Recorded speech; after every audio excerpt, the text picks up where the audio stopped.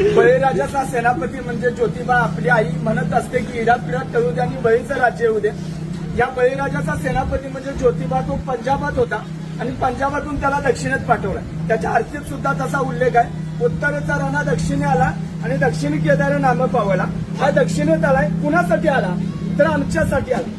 कुणापासून रक्षण करण्यासाठी आला तर आर्यांपासून आमचं रक्षण करण्यासाठी आला. इथं आला त्यानं आमच्या कुळ्या सुरक्षित राखल्या, आमच्या पूर्वजांचं रक्षण केलं म्हणून तो आज आमचा कुळस्वामी.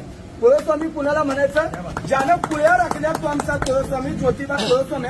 त्याची शासनकाठी म्हणजे फक्त एक लवाजमान आहे तर ती त्याच्या सार्वभौमत्वाची आणि त्याच्या विजयाची निशाणी. कोणीही लोक येतात इथं आणि भोया भक्तिभावाने येतात आणि त्याला अर्पण होतात. महत्वाचा मुद्दा असा की या बळीराजाचा सेनापती ज्योतिबा त्याचे 7 भागातले खंडणी वसूल करणारे अधिकारी म्हणजे खंडोबा, शेतातला महसूल गोळा करणारे